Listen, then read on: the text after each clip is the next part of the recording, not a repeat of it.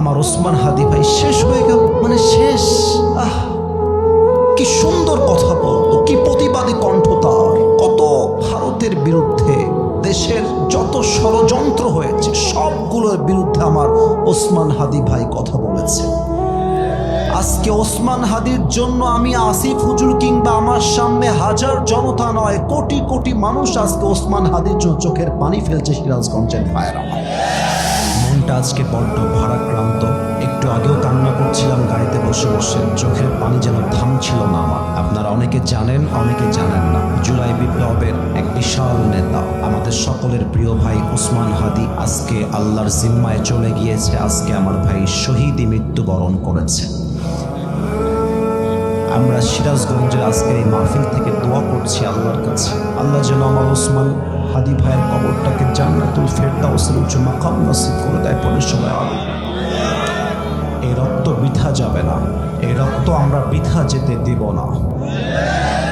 বাংলার ধামাল যুবকরা বেঁচে থাকতে যতদিন পর্যন্ত ওসমান হাদির খুনিদের বিচার হবে না, যুবকরা শান্তির ঘুম বাংলার মাটিতে ঘুমাতে পারবে না। আমার ওসমান হাদি ভাই শেষ হয়ে গেল, মানে শেষ।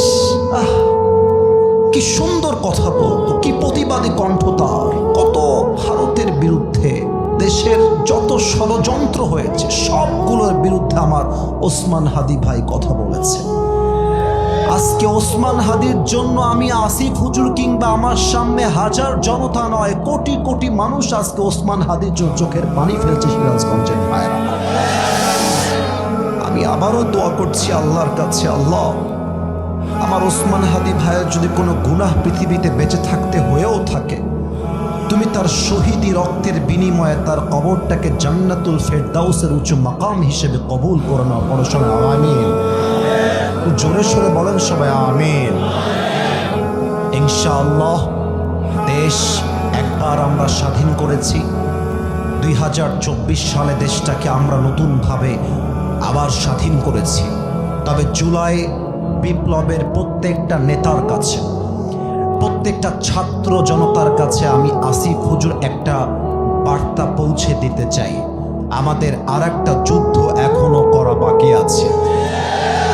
সেই যুদ্ধের নাম হলো আল্লাহর জমিন। যেহেতু আল্লাহর, ইনশাআল্লাহ আগামীর যুদ্ধ হবে আল্লাহর জমিনে, আল্লাহর কোরআনের সংবিধান দিয়ে দেশ চালাবার সংগ্রাম হবে আগামীতে।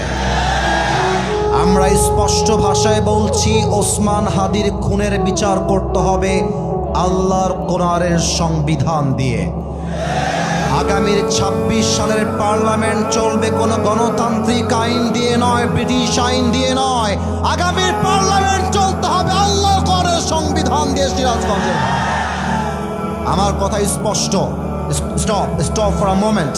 আমি কথা বলি স্টপ। একটু পরে তাকবীর দেবেন, আমি কথাটা শেষ করি। আমরা অনেকে জানতে পেরেছি ওসমান হাদির খুনিরা নাকি বর্ডার ক্রস করে ভারতে পালিয়ে গিয়েছে। আমার বর্তমান সরকারের কাছে আবদার নয়, এটা আমাদের ওয়ার্নিং,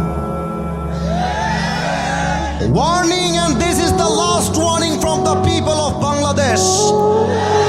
প্রত্যেকটা যুবকদের পক্ষ থেকে বাংলাদেশের প্রত্যেকটা সরকারের দায়িত্বশীল ব্যক্তিদের কাছে এটা আমাদের লাস্ট ওয়ার্নিং। হাদিকে খুন করে যারা ভারতে পালিয়ে গিয়েছে, এদেরকে ভারত থেকে ধরে এনে ঢাকার জাতীয় মসজিদ বাইতুল মুকাররমের সামনে দাঁড় করিয়ে ওদের মাথায় গুলি করে হত্যার রায় পাশ করতে হবে আগামীর বাংলাদেশে।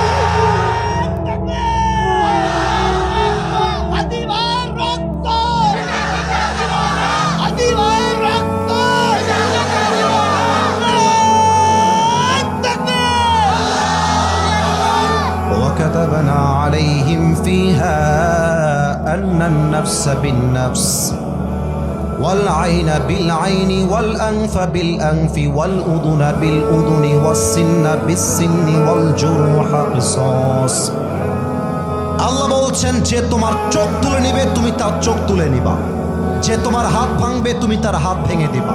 চোখের বদলে চোখ, কানের বদলে কান, নাকের বদলে নাক, হাতের বদলে হাত, পায়ের বদলে পা, জানের বদলে জান। অতএব আল্লাহর কোরআন দিয়ে পার্লামেন্ট চলবে।